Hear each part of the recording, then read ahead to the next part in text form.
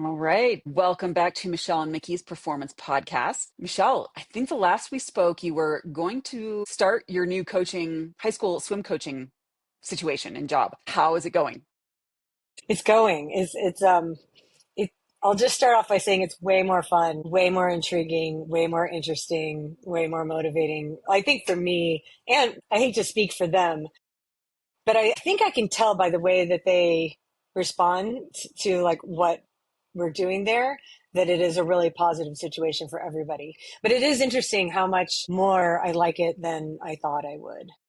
And I think that That's a lot of it awesome. is like in for the longest time, so like my daughter is 17 now and she's a senior. And so I don't want to say like on her own, but like, I mean, she's got a car, she's got a job, and she's got friends and like stuff that she's doing. So like my job as a mom has largely shifted from what it used to be. And when I first started coaching, it was really like right after she was born. So I've been coaching, her whole life. Yeah. And largely my thinking at those times were like remote coaching fit into my life really well because that way I could be home to be Hmm. a mom mostly. But as things shift and like phases of life changes, and I feel like that's largely why I felt okay about taking this high school coaching job, right? Because like now at this point, I'm outside of my home coaching 5 nights a week because I coach high school Monday, Wednesday, Friday, and I coach masters Tuesday, Thursday. And like that's not something I was willing to do when my daughter was 8 or 9 or 10, Hmm. But now like she's hardly even home either. So it's like, well, what am I doing home? Right, just waiting for her. So anyway, that was just sort of my thinking like, oh, okay, I can do this. And now I feel like I'm so glad that I am having this experience now because again, like at some point, she'll go off to college and then she'll be like, I don't know where she's going to end up living eventually, but within the next couple of years, she won't be living here at home at all anymore. And these are like really big shifts for women my age, right? You start launching your Hmm. kids and then it's like, well, now what, right? And the world opens up for you in a way that, or it's opening up for me in a way that I didn't feel like it was open before. And now that I have this opportunity to coach these high school kids, I'm feeling like this is largely my jam. Like this is like I'm good at this. Like I'm better teaching people in person than I thought I was going to be, but it was largely because I haven't really done that. Most of my coaching has been, remote or, we're emailing, we're texting, like I'm writing the programs, I'm reading the files and like I can do all of Hmm. that. And I'm not saying I'm going to give that up, but I just think that like on top of doing that, I have the capacity now to do more in-person group coaching in a way that I didn't like used to love it. But yeah, it's been really fun. Like I think I had some anxieties, if you will, about like how are they going to listen to me, especially the boys. And a lot of that was because I've had a daughter and like her girlfriends to come over and her like I feel like I know how to deal with high school girls and I know how to gain like their confidence and their trust. And I haven't really worked with high school boys, so I didn't know. Yeah. Is it different? Like, are they Yeah. going to think I'm dorky? Are they going to listen to me? Are they going to roll their eyes with me at me or whatever? And so it was interesting. So my very first night coaching, it was in the afternoon. Juana came home from school and she was on the phone with one of her friends who happened to be a boy. And he was on a baseball team for like his high school. And so I'm like, okay, you guys, I'm going to meet these kids, for the first time. Do you have any advice for me? Like, what should I tell them? What should I, like let them know? Blah, blah, blah. It was really fascinating to get their opinions because, like, this is not what I would have thought, right? Like, I would have done it differently, but because, like, my daughter and her friend told me this, I'm like, okay, I'll try that. And, like, let's see. So they said, it specifically came from her friend, it said, make sure that they know that you know what you're doing. And I was like, well, that's an interesting thing. Like, I think his point was establish credibility, right? So, like, you're the new coach coming in. And so, like, as the high school athlete, what do they want to know about their new coach? And from their perspective, from these kids' perspective, it was like, we want to know that our coach knows what they're doing. And then Juana's point was make sure that they know that you're excited to be there, right? And they're Yeah. like, those are That's the two huge with things kids, I that think. Yeah. you're excited to be there and you know what you're doing. And from there, you can do anything, like they'll listen to you and they'll do anything. And so I was like, oh, okay. So I told them that whole story and I told them, I'm like, I asked specifically my daughter and her friend, what should I tell you? And they told me to tell you this. And the kids all kind of like laughed and went with it. And it was just really fascinating to me because it made me think that, like, how sad for kids that largely many of the adults that they're exposed to who are meant to be like teaching and guiding and coaching them, at least from the kids' perspective, they either don't know what they're doing or they don't care. They don't really want to be there. And so you can imagine like that dynamic where high school kids can potentially get a bad reputation for being like, they'll talk back at you, or they'll be snotty, or they're not listening, or they're not trying. Like that, that's a reputation that I feel like high schoolers tend to get. But it's like, boy, does that make sense to me that they would act like that if their perception of their coach or their teacher or their leader or their parent, whoever, doesn't care, doesn't want to be there, or like just doesn't know what they're doing. Right. So like in that situation, like why would the teenager then give credence or pay attention or feel like they have something to learn? And so like literally on day one, so I've been playing like language games with them, like the mindset stuff. So I'm working like the first 15 minutes of every practice. So just like sit down and we do language games, mindset work, just like with one sort of topic or concept. And then we get into practice. And then in practice, we are alluding to that thing that we were talking about earlier. So for example, the first night we did, like, I have a whiteboard and I wrote on the whiteboard, I have to swim, and there was like, how does that make you feel? I have to swim. Like, well, like, I'm not really that excited to do it. You know what I mean? Like, somebody's forcing me to be here. Like, I feel pressure from outside. I have to swim. Okay, good. What are some other have tos, right? So we went through, I have to, I have to swim backstroke. No, even worse. Okay, what? And like, we don't like swimming backstroke because blah, blah, blah, right? And so we went through all those. And then we just changed like the one word and I erased the half and I wrote get, right? And now I get to swim. And you could hear it audibly. Like when I wrote the word get, it was like they had this cognitive shift that like, you get to swim. You get to swim backstroke. You get to dive off the blocks. You get to learn flip turns. You get to like, right. And it's like, how does it change when you just switch out that one word? I have to, do I get to? And they all went like, yeah, like it changed the mood of the whole practice right from that one word. And then I reminded them, I'm like, here's the thing, being on this swim team is a choice for all of you. So you're choosing to be here. I'm choosing to be here. I don't have to do this. I'm choosing this. Our assistant coaches are choosing to be here. And if we all want to be here, then we are way more likely to be like paying attention and giving our best effort. And if we're paying attention and giving our best effort, we're likely to find some good results from that, right? And then when we find good results from that, our motivation will go up. And now we're really even more excited to come to practice because I see that like what I'm doing is working, I'm getting better, and it all just like blossoms from there. And so that's largely just how I started it off. Like the first night was like, this is a choice. You don't have to be here. You get to be here. And establishing that from the beginning, I think was really cool. And I'll tell you, like the first night, like I had no idea what to expect, right? Like how good a swim, like where I couldn't even write a workout. I don't know. Like, you guys just get in and swim, like, let me just see what you can do. Can you do a flip turn? What's it look like? Show me. Can you do backstroke? What's it look like? Show me. And, but yeah, we have 28 kids, Mikki, and they're all the levels. I've got kids that could potentially make the finals at the state championships. Wow. And there's a girl that is incapable of treading water. Wow. That's a big Yeah. range for sure. Yeah. Yeah. Challenging. So it's like Challenging. Yeah. everything in the middle. So I'm like, okay, well, and so I'm like, well, thank God for two assistant coaches.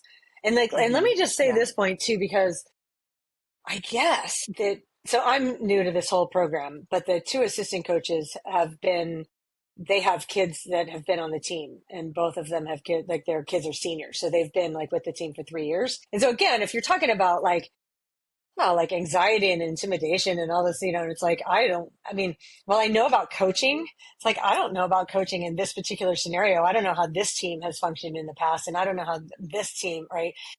And so, you do worry a little bit, like, am I doing it right? Like, am I doing it in the best way possible? And like, what have they done in the past? But apparently, like, one of the parents he's a volunteer assistant coach. And he's like, I'm just here because I want to be, because like I have the time, my kid's on this team. Like, I feel like the kids can benefit from me helping out. And like, yeah, when you have that level of difference in ability level, to have like three different adults on deck where like you take a lane one, you take lane two, and I'll take lanes three, four, and five. Right. And then we Right. work from there. Right. But it's like, otherwise it would just be absolutely impossible to serve all those kids Yeah. adequately. And I know, because some of the kids have told me that their problem with coaches in the past is that they feel ignored. Like, I'm here working as hard as I can. I don't feel like the coach sees me. Right. And like, now that I am that coach on deck with 28 people, you're like, yeah, like I see Yes. how it would be that a kid would feel like I'm not seen here at practice, because some kids demand your attention, and they demand your Hmm. attention because they're either like really good, really loud, or really needy somehow, right? And when I say that, I don't mean it in a negative way, but just meaning like they really have no idea what they're doing. So if they're going to get anything done, you have to be like right on top of them. And so largely the ones that get lost are the ones in the middle, right? Hmm. Like the ones that are, Yeah. they're there, they know what they're doing enough that the coach doesn't have to be on top of them every second. They're trying really hard and they're trying to get your attention, but they're doing it silently. And so it's so easy to miss. So I really appreciate the kids telling me all of that, so that I know, so that then I'll go out of my way. And I've made it like my mission to try to recognize every kid somehow Hmm. at Yeah. practice every time, right? Like for something, I'm gonna let you know that like I see you.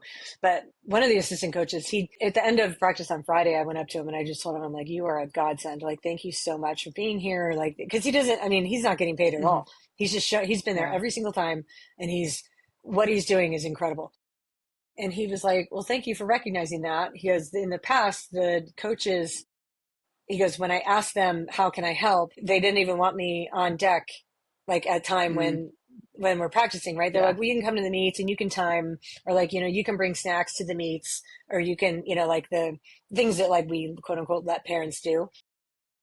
And I'm like, well, yeah, I mean, I guess if you didn't know how to coach swimming, like that would be your best contributor. You're a swimmer and you know what you're doing here. So like you're a godsend. Like, thank you so much for being here. And it baffles me that like I'm trying to imagine what kind Well, I of think, ego I would have to like not allow a parent who knows what they're doing be on deck and working with kids that are trying to learn how to swim. yeah, I think there's a lot of coaches that fall into that though, unfortunately, right? Like they feel threatened. Why? Yeah. I don't know. I mean, but one, it's ego. I mean, or and it's usually not that it's like they're lacking the confidence to be able to stand up there and do their coaching while they've got, what they see as a competitor, right? A parent, competitor, coach. Yeah, I don't know. I would not, I would take, with that many kids and with that wide of diversity, I would definitely take the help, especially if the parent knows what if they're a swimmer, they know what they're doing. Yeah. Yeah. Free coaching. Yeah. Yes. Yeah, I know he's Yeah. awesome. Like, it's been really cool. So anyway, one of the things we got into was, so in the second week of practice, so last week, and I'm going to write a Substack about this, I think, because it's been like a really cool topic because we worked on it all week. But the sentence that I started off on the whiteboard for everybody was, I said like, I can't swim backstroke, right? I can't dive off the blocks. I can't do a flip turn.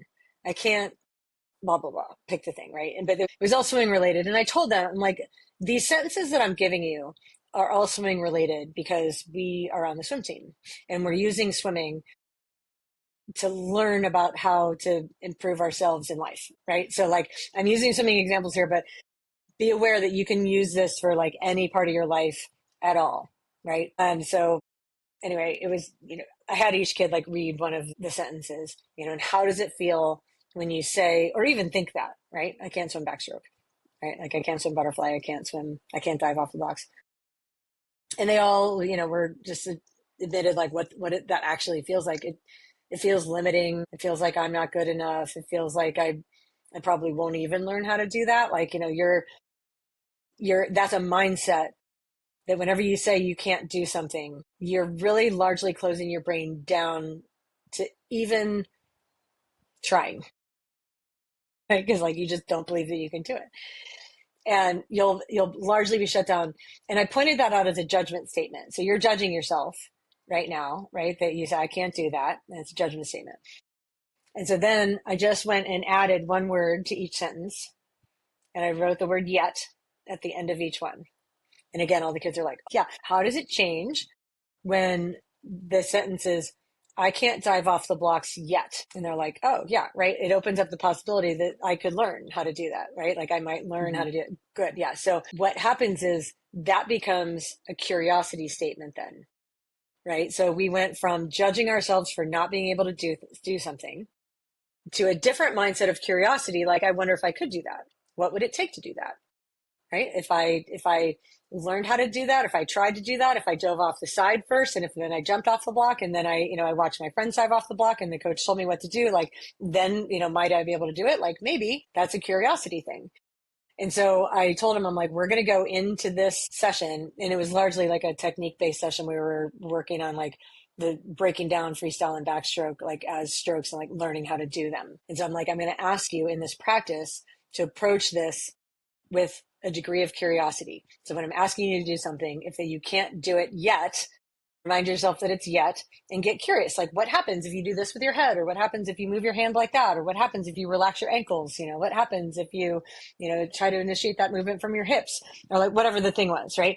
So we just did a bunch of 25s, and it was really funny because I have a couple of kids on the team who are great. Like they're boys again, which made me nervous. So like, are these boys going to hear me? Like the boys are totally listening, by the way. Like it's so much fun. They look me in the eye when I'm talking to them. I can tell like they are trying, like they want to hear what I'm saying, which I'm like, wow, I shattered my preconceived notion, which was clearly incorrect about boys who are seniors and not listening to coaches. But anyway, a couple of the kids on the team also run cross country, and so they're really good runners. Like they're better runners currently than they are swimmers, which is common, right? Like I mean, you have a lot like people who are really good at swimming tend to not May be not as be. talented with running, right? And a lot of people who are runners tend to not be as agile in the water. And so anyway, these runners, I was having them do like kick sets, which I don't have like my triathletes do kick sets very much. I don't ask masters to do kicking very much, but in this realm, because like you're sprinting these strokes, like kicking is really important to develop like in this scenario. So I'm like, okay, I need to bring kicking in. So I'm teaching them how to kick like on their side without a board or whatever. And the kids that have been swimming for a long time with their club team, right? Like they're like, and they just like kick straight across the pool, like no effort, it's all fine. And then you have like these other kids who are like otherwise really good athletes, but you put them in like in this environment and ask them to do this particular thing, and they're like, oh my god, I can't do this. And so like I walked up at the end of like their 25 kicking, and I went to the lane full of these like athletic boys who are learning to swim, and I was like, how many of you are thinking right now, oh my God, I suck at kicking? And they all like started laughing, right? Because I just called out like what they were thinking. And they're like, me, oh my God, I suck at kicking and blah, blah, blah. I'm like, and that's a judgment statement. So here you are. And I'm like, and when you judge, what happens is you shut down learning. And I feel like this is a springboard, that we can talk about and use for like pick the athlete in any level of development, in any sport, in any area. Like if you judge yourself and you're like, oh my God, I suck at kicking so much, and then you just leave it there, then every time a kick set comes up at practice, you're going to try to find a way to fudge it, or like, just get through it as fast as you can and move on to the next thing because you didn't like that, you weren't good at it. And I'm like, but what if we approach it with curiosity? You're not good at kicking yet, right? But like, let's try some things and like, let's just see what happens. And so I would give them a couple of cues, relax your ankles and see if you can go real floppy, like go inside pigeon toed, like with your big toes together, see if that helps, and then there was like, oh, they were all moving better. I'm like, was that better? It was. Okay. So you approach that with curiosity, and then like your ability to learn expanded. So like, what else can you approach with curiosity as we go along? So yeah, anyway, I feel like I've been talking a lot. The curiosity versus judgment thing is like take that and run with it, because like pick an area and then Yeah. we apply that mindset. Even outside sport, right? I mean, like any area, it is, yeah. And we lose it. Kids, I've always said that kids are natural scientists, right?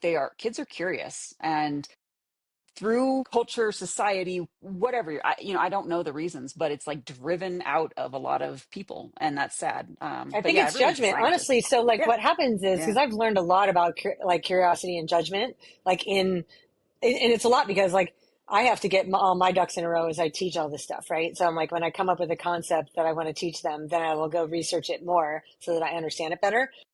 Curiosity and judgment are literally the opposite of each other. I And the could see one that. Yeah. shuts the other down, right? So when you find yourself in judgment statements of yourself or of other people. Right? Because like, Hmm. haven't we all done that too? You watch somebody and you're judging Oh, yeah. them and you're judging what they're doing and blah, blah, blah. And it literally, it like floods your brain with cortisol. And like, I mean, it's a real thing. It's not like you're just Yeah. imagining it, but you actually Yeah. shut down your learning process when you go into judgment.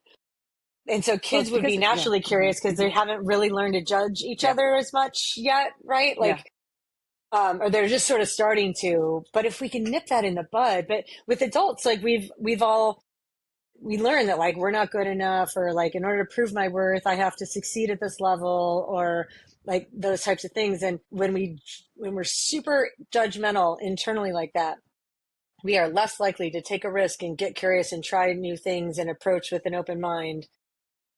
And so Yeah. I do think Yeah. that they're opposite. And I think Yeah. as soon as the Yeah. judgment comes in, that the curiosity shuts down. And I think that when we can bring the curiosity to the forefront, the judgment largely goes away. Mhm. Yeah, I agree. There's something also about judgment, I think, in terms of when people judge, it's like they get you're right, cortisol goes up and it's why does it go up?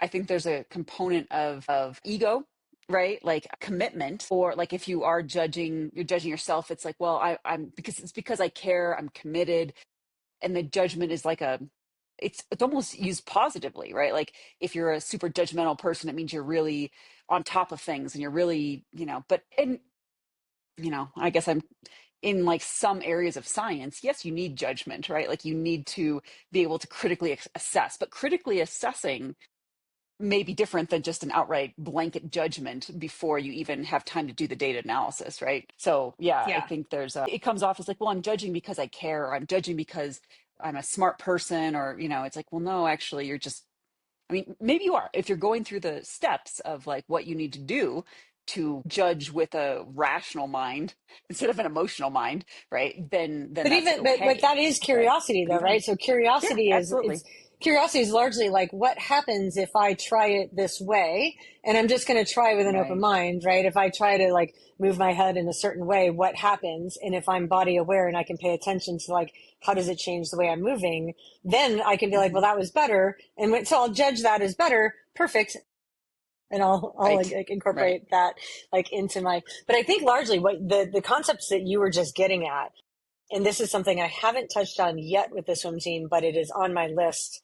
Because what happens is whenever I come up with like, or an idea of that's a concept that I want to teach them, like largely around mindset, and then figure out how to like incorporate it into our training and our racing and our evaluation of our racing, is the difference between perfectionism and healthy striving. Yeah. Right. Yeah. So there's perfectionism, which is like largely like I have to put on this show of looking and being perfect and doing everything Hmm. exactly right. And that's largely because like I'm so afraid of being shamed or criticized that I don't want to give Hmm. you any reason at all to criticize me.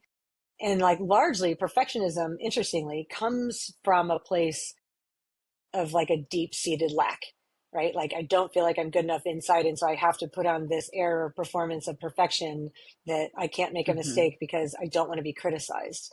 Versus there's a healthy striving. And so people will say that perfectionism, like, well, if I stop doing that, I'll stop trying, or I'll stop achieving, or I'll stop, and like achieving is important to me. So how do we, how do we get the result if I don't demand perfection from myself?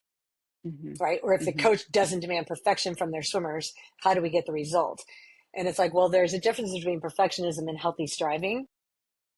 Whereas a healthy striving is like, I want to be better. And the difference is this. And when I read it or heard it, I was like, oh, boy, does that make sense. So the healthy striving is when I'm going after my very best for me because I want it. Like, I don't give a shit what you think. I don't care what the coach thinks. I don't care what the time is. I don't care what the, like, I'm going after because, like, and this could be, you could literally put this in any realm. Like, let's say that, like, you are unhappy with your current body image and, like, you want to lose 12 pounds. Like, you could go about that from being driven by perfectionism because, like, in the media and in the, we see these pictures of these people and their clothes fit a certain way. And like, we want our clothes to fit that way too, so that we fit in. So we're perfect. Like that model looks like it's perfect, right? Like we're going for it for that reason, because like, I want to look good to make sure everybody else sees that I look good. There's that. And then there's the healthy striving way that says, you know what, when I'm 12 pounds lighter than I am right now, I just feel better in my body. I feel like I move better. I feel healthier. I sleep better. My brain, like there's less brain fog. And it's largely because like I'm doing all these things. Like I'm eating cleaner and I'm eating less and I'm skipping the late night snack and the processed foods and I'm exercising more. And when I do that, I feel better. I just feel like Mm-hmm. everything, I move better. Right. And that's the difference between, so it's not like what we're not doing is saying, oh, we don't care about the outcome. Mm-hmm. It's more about like, which path are we taking to get the outcome? And is it healthy and sustainable for you, like currently and long term? Right. So yeah, Absolutely. Yeah. Yeah. perfectionism and healthy striving is like, maybe that's in like 2 or 3 weeks, we're going to get there. Yeah. Now you gotta build the pyramid slowly, right? But Yeah. Yeah. One it's thing at a awesome because it time. seems like, yeah, they're well, teenagers aren't necessarily blank canvases, but they are more blank, right? Then they don't have the history that a lot of adults do that have been doing the thing, whatever the thing is, for 10, 20, 30 years, right? And are so ingrained in like their thoughts and their judgments and their mindset. So I think we did we were going to this topic was going to be gratitude mindset. We've got Thanksgiving coming up. It's always a nice time to revisit gratitude. And yeah, it's always been super important in my coaching. As an example, for what it's worth, I'm going to downsize my athlete load next year. And I think I mentioned this to you already, and so I sent an email to my current athletes just saying I'm going to take on, X number. And these are some of the things that you know, these are the types of things I'm looking for if you want to continue to work together. None of it was about performance or focus or high level of training or commitment, or it was all about communication, curiosity, being curious about what's possible within the confines of your situation right now, whether that be age related, whether that be work related, whether that be whatever, right? Whatever the situation that they are in. So it's communication, and I think I even said, oh, support mechanisms, right? I was like, you're going to approach this as a more whole system, right? Like you're going to be cognizant of your sleep. You're going to be cognizant of your nutrition. You are willing to look at these things as part of your overall progress, not just the sessions I provide to you. Anyways, and so I had a few athletes that were like, yeah, I still want to work with you. And I'm like, yep. But a lot of my athletes were like, well, I don't know if I qualify. I don't know if literally, like, I don't know if I'm committed enough. I don't know if I'm focused enough, and, it was just eye-opening because I guess while I didn't use those terms, I thought I was, it's communication and it's mindset, right? Like I'm looking for athletes that want to have, that are willing to embrace their reality, right? They are willing to communicate. This is an aside. I'm tired of coaching in a black box, which I feel like has been an issue for a while now, right? Like people don't upload data, they don't comment. That I'm like, I'm just laying out like best guess plans based on what like I'm tired. I'm tired of it. But really mindset. It really is like a healthy approach to their lives, right? And what I mean by healthy, it's like you're willing to look at things, you're willing to be curious, you're willing to maybe admit where you do need help, right? And maybe that is like getting a therapist, right? That's something that is beyond and I think you use the term like pay grade. Like it's and all of these things matter, they matter a lot. So anyways, I might need to do a follow-up email. It's really, not about like how focused you are on a race, because I've worked with some very race-focused athletes that are very unhealthy mentally, in a mindset, growth strategy, however you want to frame it, and it's painful. It's painful to see. I'm sure you've had the experience of just the very, very, I mean, negativity overall, I think I would say, increased. Generally, I don't know. I mean, I try to look back, I think back to like when I started coaching, or am I more aware of it now, right? The It might be negativity. I that. don't It's know. probably that. I It's don't probably think that always like been. fundamental human nature has really changed that much, but I do think Probably that not. when we change our own awareness of things and we're like, Yeah. oh, now I see that, right? Like in a way that I never Yeah. saw it before. Yeah.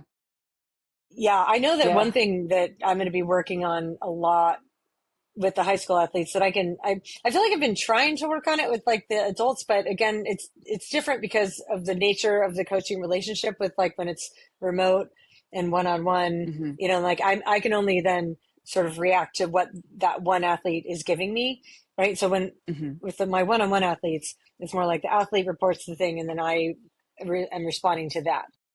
And every once in a while, if I think I see an issue that they maybe don't see, I'll try to shine a light on it somehow or ask a question to open a door to like, so we can dive into like this particular aspect of, mindset or whatever. But with the kids, like, it's different, like being in person in a group setting. It's like I'm a teacher almost, right? Like where I'll just show up with like, here's my one lesson of the day that I want to teach you guys. While I sort of have like I don't know, like a curriculum, if you will. A lot of it will be driven by like what I'm seeing and what I'm hearing. Hmm. So when I hear an athlete say a statement that I'm like, oh, there's a lesson in that, I just make a mental note or I write it down like in my phone in the notes tab.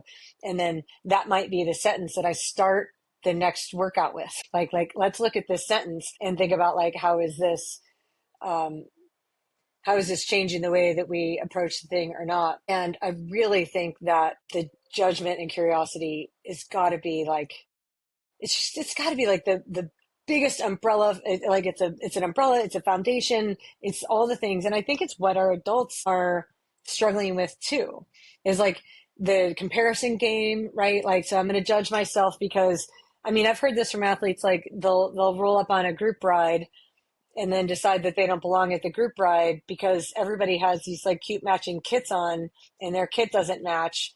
And they're going to go super judgmental in their own head and decide that my knee hurts and I'm going to ride home and not do the ride. Mm. Like that has happened. And I found out about it later. I'm like, what? You did what? Okay. And then it's like, that's very telling, right? About like how judgmental someone is in their own mind. Like if they're unwilling to give themselves a try because they didn't believe that they fit in with the group, Yeah. because I wouldn't say Yeah. that the group was giving that vibe. You know what I mean? It wasn't like the Hmm. group was, I Yeah. think maybe that can Yeah. happen actually when you're in high school, or at least it did when I was in high school. These kids are nicer than I was when I was in high school. Like, I'm not kidding. Like, so I don't know if it was like if Hawaii is better than Ohio or if Gen Could Z be. is nicer than Gen X. You know what I mean? Like it literally Yeah, could Gen be X like is pretty brutal. there's several factors involved here, right? So like I'm unwilling to say like exactly what it is that makes these kids nicer, but like I think about like in dealing with them, watching them interact with each other, watching them cheer each other on, and then remembering how brutal I was when I was in high school. Like I was horrible to kids at times. And I'm like, I look back on that and go, I cannot believe how mean I was. Like that was just, I feel so bad. Like it was terrible. I'm like, where did I learn that? And why did I do that? And I mean, it wasn't just me, like, right. Like that's how we Yeah. were Yeah. No, it's, as kids. Like we yeah. were mean to each other. These kids are like last week, we had 3 kids dive off the block for the very first time ever. Right? Like they'd never done it before, but we have blocks there and you're allowed to dive off them anytime. And so like I have them starting off practice, like every single practice, they start off the blocks. And I'm like, you can jump, you can dive, you can cannonball. Like I do not care. But every single time you come to practice, your first entry into the pool is off the blocks. And a lot of that is just getting comfortable with like the blocks are not this big scary thing or whatever. So if, even just doing cannonballs, right? Like you're going to perceive then the blocks is like, that's fun to do. And I remember, so like at the end, I had a kid, again, it was one of my like new, I don't call him new, but like he's a runner and he's new to swimming. Hmm. At the end of practice, we were doing like relay starts or whatever. So I just sort of like, I mean, you can imagine though, the chaos and there's 28 kids and it's like just everybody just line up behind a block and like you're just going to swim in and out. And like just when the person's swimming in, like you're going to dive off and you give them like a little bit of instruction, but really it's like just do it and figure it out. And then I'll tell you what you can do better next time. Like this one kid, he's like standing back in line. He's really cool, but he's like, hey coach, what if I've never done this before? I'm like, oh, you've never dove off the block before? He goes, huh. I was like, oh, you're athletic. You'll be fine. Keep your head down, dive, go for deeper rather than shallower. And he's like, all right. He just went and did it. And I was like, wow, to have like that level of Yeah. just athletic ability, right? To go, or like he believes in himself and like this is something new, but he was totally able to do it. And it wasn't perfect, like, right? It was like kind of ugly, it was kind of sloppy, but like he entered the water on his head, hands first, right? And went sort of deep. great job. We can work with that, like get up, let's try this time, think about this next thing. But like when that you put kids, and maybe there's some peer pressure involved there too, right? Hmm. Like all your Yeah. friends are doing this right now. They're just launching their bodies off the block. Your turn. Okay, go. Don't think, just do. And they go for it. Maybe adults would be better if they would just get out of their heads a little bit more. And I did actually think about one time. This was years ago, and it was like this concept of how or why learning to swim as an adult is so much more challenging than learning to swim as a kid. Right. So like there's a giant difference. Like, so if you're a 40 to 50-year-old or whatever, and you swam as a kid, you're likely a way better swimmer right now. Even if Oh, you yeah. didn't swim for 20 years, you're Yeah. likely a way better swimmer now than if you didn't learn how to swim until you were like 30, right? And you've been chipping away at it every single week since then. Like the one that learned to swim as a kid will likely still be better than the one that learned as an adult, even if they hadn't been practicing that much in the middle Yeah. time. I mean, it's, Yeah, and when we look at sort of there's two things I think. I mean, I'm sure there's more. There's two big things that likely explain that. Number one is that kids have way better mobility than adults do. And so like they can just get in body positions that adults have a really hard time getting into. So part of the reason why swimming is hard to learn as an adult is because you're largely lacking the ability to just get in the position, like assume the shape. Like, can you get your arms above your head in a really good streamline or not? Can you rotate your body? And little kids just haven't mhm. like been glued down like adults have yet. But I also think that the other thing is that they just don't overthink a lot. Like some of my very best swimmers, I mean, so these are people who like, their kids, they're 14, 15, 16 years old. They are incredible swimmers. Like they're way faster than I am, like way, way faster than I ever was. And they have no idea what they're doing. Right. Like if you're asking them, like, how's your hand entering the water? How's your pulling? Like, what are you focusing on? And they're like, I don't know, I'm just like trying to keep up with the person next to me. Right. And so like they're not overthinking every little thing. And I think largely because of what happens, you get on a swim team like this and all your peers are doing this thing and your brain is so plastic and in this mode of like being able to learn so easily and adjust so easily that like you'll pick up on cues from like the next lane over. Like there's a kid in the Mhm. lane over and he's moving this certain way and you're not even consciously trying to do what he's doing. You're just trying to keep up with him. And so you look over and your brain registers the way he's moving and then you just start doing that too. And boom, you're off to the races and doing the thing. And you're way less judgmental. So you're just like, I'm just Yeah. going to try to do it. And I'm like, I Yeah. think that as adults, sometimes what holds us back is our need to be perfect in all of our movements or judging ourselves for not being able to do it right and therefore giving up Yeah. too early. Um, the kids are fun Yeah. to I think work with, I'll definitely. tell you that. Yeah. I think, when I saw the most progress, I mean, I totally agree. I mean, I'm an adult onset swimmer, and I know that I had to work really hard to get even, and I was never coming out of the water, in the top 5% to 10%. I was probably top 15 on when I got really, but it took years and it took swimming 4 to 5 times a week, double headers in masters, when I was able to do it. I put a lot of time and effort into my swim. And what I always tell my athletes that want to improve their swim, it's consistency first, not the massive, what's coming up again in January is the 10K swim, 10K on, I'm like, that's so stupid. Like, I don't know if the triathletes still do that, but so stupid. I Oh mean, no, they're if doing you're it for swimming, Thanksgiving. There's a whole group here God, that's I doing it mean, on Thanksgiving morning. it's Hundred like, one hundreds. but they like swim like once a week, right? Like, I mean, or if, even if I mean, I had athletes that wouldn't be in the pool for, like weeks over the holidays. And then, oh, I want to jump into this 10K swim on New Year's Day. I'm like, why? Why would you like just go swim? I'd love if you just swam 3 times a week for 20 minutes. That'd be great. Anyways, I'm digressing, but doing masters, right? So I think for me, that helped a ton. And for the athletes that are willing to do it and why, it's like, so part of it is getting a coach on deck that can look at your technique, because as an adult onset swimmer, right, that helps. I mean, swimming is a lot of neuromuscular, and it's very technique based. So there is a component of getting feedback, I think, that has been really helpful. But the other thing I would say is, I think with masters is a little bit of just stop thinking and just try to keep up, right? And so even though I wouldn't say I was always looking at the faster swimmers, like there probably was a lot of learning going on watching people, trying to keep up, getting out of my own head, and just trying to make the intervals, right? Yep. Step aside Yep. and you swim until you literally cannot, and you miss an interval, then you step away and let someone else lead the lane. I mean, it's pretty simple. And so I think that can be very helpful for adult swimmers is to join a good masters team with I mean, well, I say good, maybe it's just any masters team. I don't know.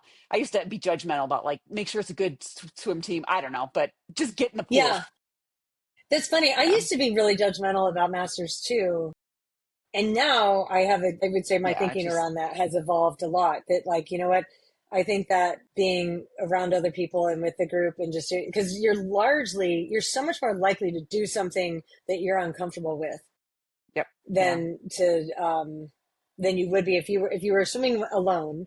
You're likely to just swim the stroke that you're comfortable with, to swim the pace that you're comfortable with, and even if it's fast, it's still going to be like the fastest pace you're comfortable with, not the pace that like is the person in the lane next to you is going. And to be fair, people are going to be like, oh, you guys are contradicting yourselves, because like a lot of times they're like, be in your own zones and blah blah. Right. And Right. like largely I agree, but like somehow with swimming, I do think that swimming is different than like biking and running. yeah. Like I just, and maybe Yeah. because like Yeah. um it's not Well, land based or whatever, but like you can work harder in the pool for longer, I think, and have less injury risk, less yeah. like, Absolutely. Yeah. I mean, and there's yeah. also the component of masters is that there are lanes, right? Like this, you have your Hmm. least fast to more fast, right? And so you can be doing similar but different workouts, right? Like, and it's not like going and doing, I mean, you could do this if you're going to go do a track session, right? Because you're all on the same track, but again, injury risk goes up quite a bit because when you're running really hard, it's hard on the body. So there is that. But a lot of times, when I have athletes, they want to do group long runs, right? And they all want to stay in the same pack, right? And it's like, but their long run effort, their long run pace is very different from yours or vice versa. And that's where I see a lot of like undue fatigue. So yeah. But with masters, I think, yes, you can swim really hard as long as you're getting decent recovery. You can do that multiple times a week. And or like if you are feeling fatigue, you can move down a lane. That's an option. Unless you're in the least fast lane. And then maybe you just need Yeah. to move down Yeah. in your lane, right? To where you need Yeah. to be on Or the just sit day. And out at it's not a 50. big I mean, deal. like, that's what I tell people all the time Yeah. when they Sit out come at to our 50. masters. Like, look, just like Yeah. this workout is written for people who are like fit and in shape. If you haven't been swimming recently, that's fine. Jump That's fine. in, sit out at 50 every once in a while, whenever you need to. Just sit out at Right. 50. Your whole job is just get out of the way so that the people who are like doing a flip turn behind you or whatever can Hmm. keep going and you're not interrupting like the flow of your lane. Then it's like, swim whatever part of this you want, and 100% of the people that come to masters get faster if they come Hmm. consistently. Yeah. Like Yeah. there's Yeah. no like I've never seen 100, that. all of Yeah. you. Yeah. You will benefit. Like the idea is Yeah. like get over yourself, because like the reason why people don't come is they think that like, oh, I don't want to be the slowest one, or I don't like Yeah. my. Yeah.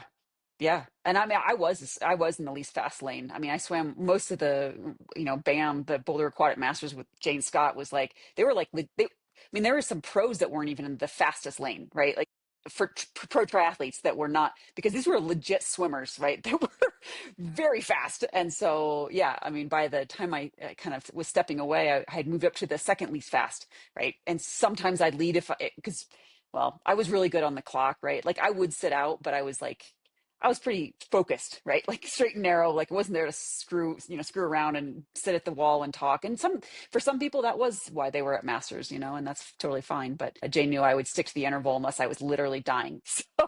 So I had to lead a lane. I often was like, I don't want to lead a lane. She's like, you have to lead the lane. Okay, I guess I'm Well, a leading the lot of times lane. because the coaches know too, like which ones can do math and know the clock, and Yeah. there's Oh some that yeah. like literally can't. It's so funny. They Like, can't.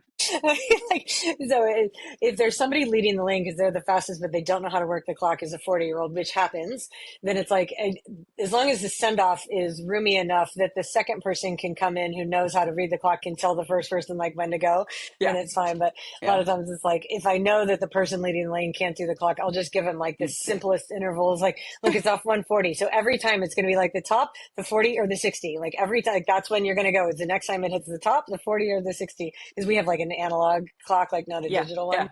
Yeah. Yeah. Although at high school we have a digital one. So I don't know. I mean, you got to learn how to Yeah. use both. But Yeah. yeah, the clock thing is funny. There's something else I was Yeah. going to say. Oh, okay. So this is another concept It's one that I have not yet breached with the high school kids, but it's on my list of things to do. It kind of fits in with like the Thanksgiving theme, and I think that adults will like largely appreciate this too. When we talk about this concept of like gratitude and being genuinely happy at the success of another person versus being like sort of jealous or envious of the success of another person. So, right. So like Mm-hmm. once we get into high school meets, you can see like how and why I'm going to need to address this, because like some kids are going to improve faster than others or at different rates or in different events and that kind of thing. And sometimes it can be very frustrating to watch other people improve when you're Mm-hmm. not improving. And so how do we keep a really positive, like how do we keep that from being demoralizing and demotivating? And so this is something that I haven't, like, just bear with me as I work this out, because I haven't like taught this concept yet, but it's in my head. And it's largely along the lines of, first of all, it is a practice to practice being happy for someone else, right? Like you can set an intention, just like you can set an intention for gratitude. Like I'm going to actively go out of my way to look for things that I'm grateful for and about, right? Like the gratefulness practice, or like gratefulness doesn't like just magically happen for most people. For most people, the way that we become the kind of person who's grateful is that we decide ahead of time that this is something we want to practice. And so every day we start actively looking for things that we're grateful for. And so I think it's a similar kind of thing where we can be appreciative of somebody else's performance or the good things that are happening for and to them, or that they are achieving for themselves. I think that largely our ability to do that versus not largely stems from our own understanding of of understanding is the word, but like our feeling about the place that we're personally in right now, Mm-hmm. right? So Yeah. if you're the type of person who has been practicing being grateful for small things in your life that you're happy about, or you've learned how to cultivate that gratitude, then you're likely have a foundation of being able to see good things, which puts you in the place where you're like, yeah, not everything's perfect here, but like generally speaking and overall, I'm happy with who I am. I'm happy with how I'm managing my life. I'm happy with the path that I'm on, right? I'm happy. And when I'm happy with the path that I'm on, then when I watch somebody else achieve their thing Mm-hmm. that like they've been working toward, it's a lot easier to be like genuinely really happy for Mm-hmm. them, like that they achieved the thing. And so it, I do think though that it also works the other way, that when we're not happy with our own path, if we can cultivate genuine joy for somebody else along their path, that likely drags us like into that path too. Does that make sense? So, you know what I mean? Like, so if I'm unhappy, hypothetically, let's just hypothetically, I'm unhappy with like my job situation, and you know, I've been looking for, hypothetically, I'm not actually looking for an outside job, but like, let's just say that I was, and like I've been looking and I can't find one. I'm super frustrated about that. And then I find out that Mikki got an outside job, a new one that she like really likes, Mm-hmm. and it's intriguing and she's interested in it and you're happy. And it's like, oh, what a perfect situation for you. You get to work remotely and you get to learn new things and you get a steady paycheck coming in and you get, right. There's two ways I could look at that, right? I could be like insanely jealous and start making excuses for myself of like why I'm not there too. Like, Mm-hmm. or I can be like, wow, that's really cool for Mikki. I'm really, really glad for her. I'm really happy that she's on this path.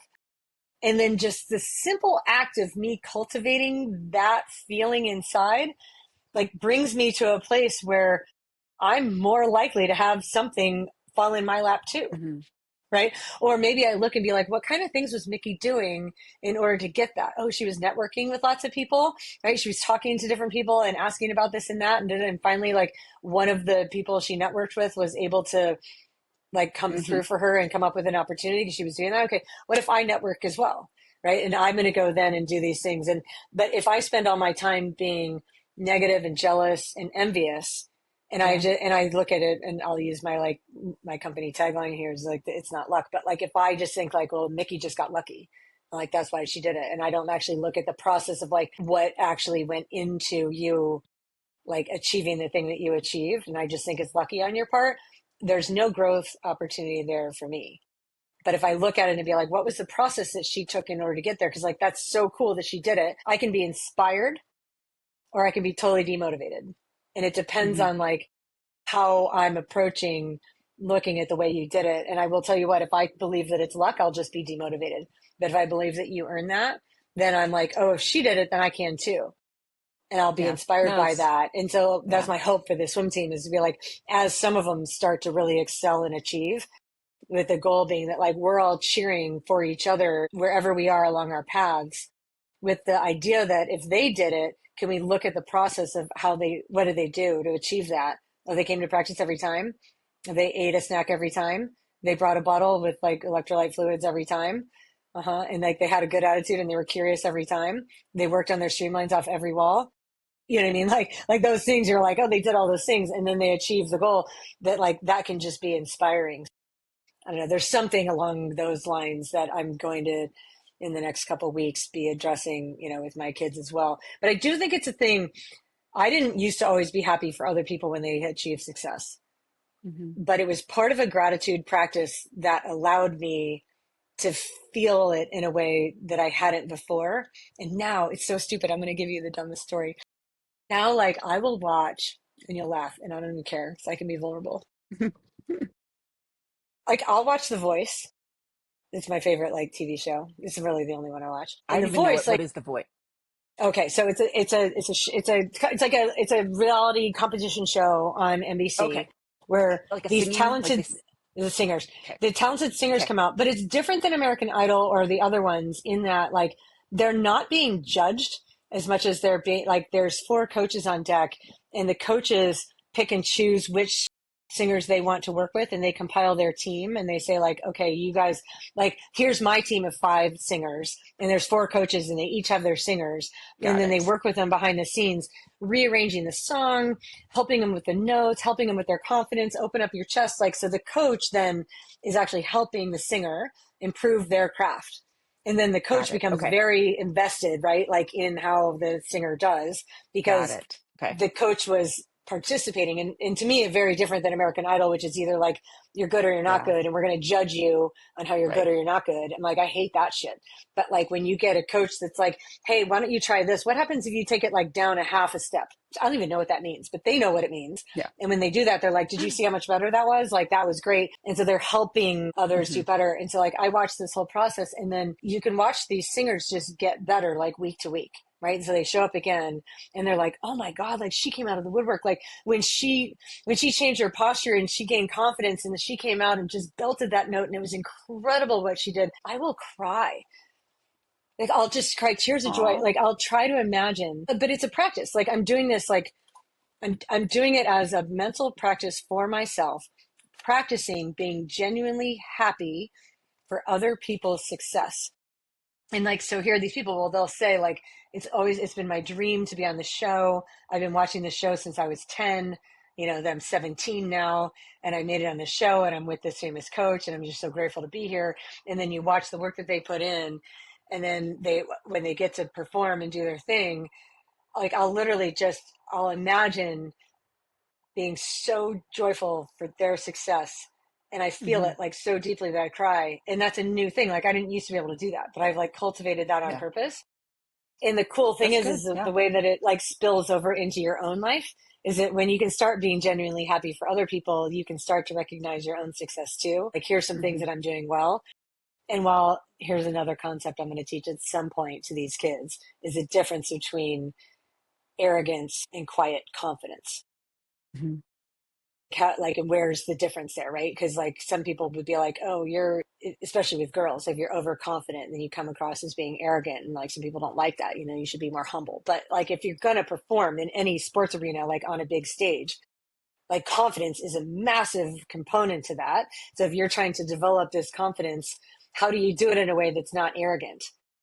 Hmm. And so it's all of these things that like you're trying, like if I'm trying to like I'm trying to cultivate quiet confidence.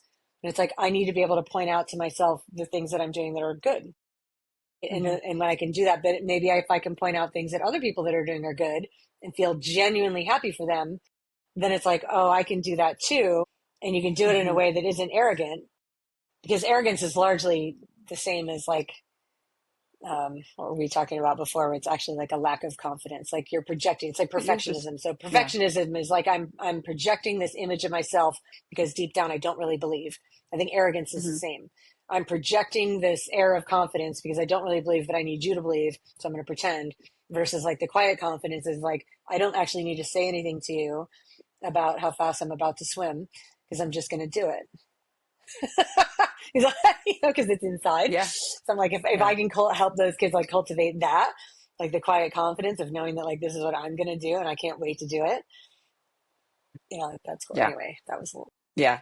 winding No, road. those are all, no, they're all, those are great concepts. And I think, yeah, all of us should, be revisiting them often, right? Because it's a constant, learning and relearning process of practicing, being happy, genuinely happy for other people. I will be very honest. I didn't feel a whole lot of jealousy or, envy in my sports career, in science, it's been a little more challenging the last few years. I wouldn't say jealousy necessarily, definitely a feeling. Well, it's difficult when you bring in, and this is true for sports, right? That are judged. Let's say, gymnastics, ice skating, right? Like there is a qualitative component. The same, I think, can be said for winning proposals, right? Like there is the hope that the best will win, but you are introducing a component of judgment by peers. And sometimes it is the luck of like who is on that review Mm-hmm. panel. And so I've struggled with feelings of like, yeah, what am I doing wrong? Right. Like frustration, like, and kind of throwing my hands up in terms of, well, if you can't, like, there's no consistency. There's, the feedback I'm getting is contradictory and not, so it's been challenging because I've not won a lot of proposals, not in comparison to how I used to perform in my proposals as an earlier career scientist, and that's been hard. It's been really a hard thing to, not get super negative because it's so easy. And this is my career, right? This is like my livelihood, how I pay bills, like how I survive. It's like a hard thing, when you are consistently declined and told that you're not good enough, and that, so what I've tried to do though is look at who did win. What were their Mm-hmm. proposals? Do I know Mm-hmm. these people? Can I Mm-hmm. ask to have them review my proposals, right? Like, and sometimes it doesn't even work then, right? Like they're like, this should have been, I would have funded this, right? Like get into that. So yeah, this can, apply, right, to many things outside of sport, in that, when you go either the self-judgment mode, the jealousy mode, envious, like it does shut down your capability to learn what you need to do to get better if you want to keep doing the thing, right? Whatever the thing is. Yeah. Yeah. In the sports arena, Yeah, and knowing yeah, like what yeah, is in yeah, your control and what's not in right. your What's not in control, your right? control, So like if right? I'm going to control what I can control, I'm going to give the best proposal that like I can at the moment. And then being really honest with yourself too at times, like, boy, there's a difference too, because like sometimes there is like, I'm going to call it like judgment, but there's a degree of critique, right? That's Hmm. important to be able to take. Hmm. Yeah, Boy, that can be challenging too. Like, it's and really, that's what we talk about. yeah. Like, are you a coachable athlete, or not, or even in business or whatever? Like, are you coachable on like what your proposal? Like, you believe your proposal should have this thing and should not have that, but like the review panel is like, no, I think it should have that thing and not this, right? And so then it's on you to be like, can you let go of your own sort of like the like this is how I want to do it, but they want it done this way, To see so it I different, have to yep, change and do it the way that they want. yeah. Because there is a thing like so, and this is a thing that I'll share. I haven't shared it with my team yet, but is on my plan for Wednesday of this week. Is because their first meet is on Saturday, like already. We're 3 weeks in, and boom, like let's Hmm. go start racing. And what I've seen really commonly is like they'll just judge themselves, like was it a good race or not, like just. And it's very new, black and white, right? It's either a good race, if like if they had their fastest time ever, it was a good race. If they didn't, it was a bad race. and like that's it. Right? Like Right. we're just gonna judge like pass or fail. And I'm like really gonna try to get us out of that mindset, right? That like every single race, no matter what time you went as compared to what time you've gone before, like there's always something to learn from there. So we are gonna approach every race with 3 questions. And I feel like everybody could do this for anything. You could do this for like your training sessions, you could do it for test sets, you could do it for races, you could do it for proposals, you could do it for pick the thing, right? Because it's very general. But number one, what am I happy with or proud of, like that I did, right? There was something that I did during that went well, or that I'm glad I did, that I'm proud of, I'm happy with, right? Something. Then the next thing is, what was the most challenging part of that, right? And it might have been something you expected or didn't, but like whatever part like didn't go well. And then the third thing is, what do I want to bring my intention on, like what do I want to focus on making better next time, right? So in the course of swimming, it could be like, I'm really happy with my start. I feel like I got a really good dive start. Like what I wasn't happy with was that third turn. Like I got lost in the turn and I started like, turning too early and my arms were all over the place and it felt sloppy. Like, so going forward, like I really want to bring my awareness into how I work the walls in and off the walls. And like, that's what I'm going to do next time. It's like, I really want to teach these like process driven goals that like, if you get that turn better, that's probably a whole second, right? So Right. like then your time would Right. have been faster. And so looking at being able to critique, well, a couple things. Being able to take honest criticism from somebody who cares about you and wants you to do well, being able to hear what that feedback is without getting defensive about it is Hmm. probably a skill that everybody really needs Huge. to improve. Huge. Yeah. Talk about defensiveness. Holy moly. And then also being able to do that for yourself, because and what I'm seeing with these kids is a lot of times they really have no idea what they're doing right and wrong, because they're not thinking about it that much, like while they're doing it, like they're not Right. paying close enough attention. So like I want them to start paying more attention to what it is exactly that you're doing while you're swimming, so that afterward you can be like, when I ask you like, where can you improve by 1%, especially my ones that are already really fast, right? Like you're already really fast, so to pick anything apart in your swim is going to be very picky, right? It's going to be nitpicky. But like if you want to drop a half of a second, we're going to Right. have to get nitpicky. Right? Like Right. that's what a half a second is nitpicky. And so can you feel that like, oh, I felt like I was lifting my fingers a little more than I should have been, right? And I need to work on that fingertips down. Great. Okay. So work on that next time. Let's see how it goes. But I want them to be able to feel it too. So I just feel like, Hmm.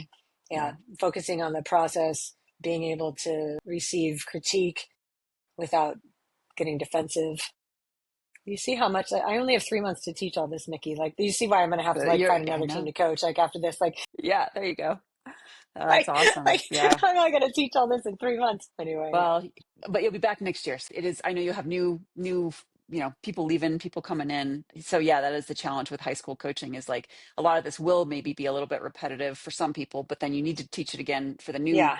newcomers. But I mean, So really, all this stuff, like I yeah, have to learn this stuff every week anyway. I relearn everything, it, right? I mean, it's a practice. All of it is a practice. all it So, is. like, by the way, if anyone thinks because like I teach this stuff that I've got it nailed personally in my own life, like, let me laugh at you. I do my very best, right? And like I can be aware, but I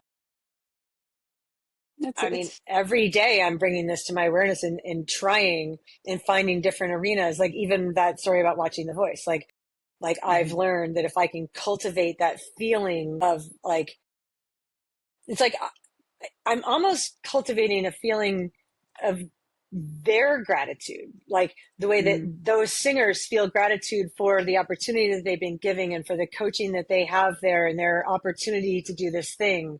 It's like when you can like capture their gratefulness for being able to do that and like feel that even for yourself, like it's such a weird, I don't know if I'm explaining it right, but like, I can understand that. Yeah, it is. It's connecting. It's connecting, with maybe not them personally, right? But like the feelings and not to mm-hmm, get too woo woo, but like the greater like meaning of what yeah, it means to be human, right? Like, and to have yeah, the full range of human emotions, positive and negative. And mm-hmm, I mean, because that's important, right? And I think that's mm-hmm, makes us better humans and better performers, right? When we can do yeah, that, I think we're yeah. just in a healthier headspace, quite honestly.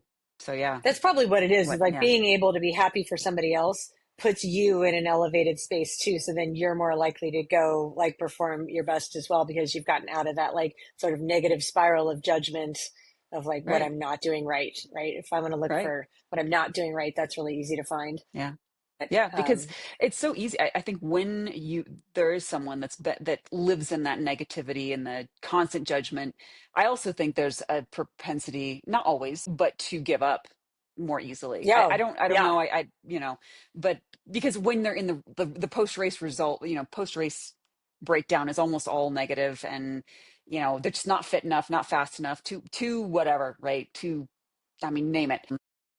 Can't actually look at the real reasons, right? That maybe it was fueling, maybe it was they went too hard early on the bike, maybe whatever it might Hmm. be. They can't even see that. And when you can, sometimes they're open to feedback if they're working with a coach, like to say, like, well, actually, I think it's not that. It's that maybe it was too hot, you went out too hard, or it was hotter than we expected, and you didn't adjust your race plan for that, right? Like, it has nothing to do. Well, then it's like, well, I want to be heat adapted. Okay, well, we can explore that anyways, versus someone that I think comes with a more open mindset, curiosity, confident in where they're at, right? Confident in the quiet confident space. Yeah, I think that often results in a higher performance across the board. I don't know. Again, it's often hard to suss these things out, right, in the details of the data or the feedback from the athlete. But I think us as coaches, we can kind of see it. Yeah. Yeah. So I yeah, do think that working with these yeah, kids in person will make me a better coach overall because yeah, there's just such direct, immediate yeah, feedback of like, we tried this and then this happened, but not for everybody. And having 28 different kids, right? Like right, you figure there'll yeah, be some things that work for some people and some things that right. don't. And like, I think I'll learn a lot about what doesn't I'm work, sure. as well as what does. And I think, I'm going to say I'm not afraid of making mistakes, but like it's a word, like I expect to make mistakes. And so like, and when I do, like, if I can model what it's like to make a mistake and admit it and apologize for it and just immediately change course, then like that's a life skill as well. Right? Absolutely. Like, Yeah, if I present myself like I'm perfect and I never ever make mistakes, and then like they're also yeah, going to feel like they can't make mistakes, and it's like, no, we're all right. in this Yeah, and we're learning together and we're doing the yeah. best we can. Luckily, we have a meet every single Saturday for the next couple.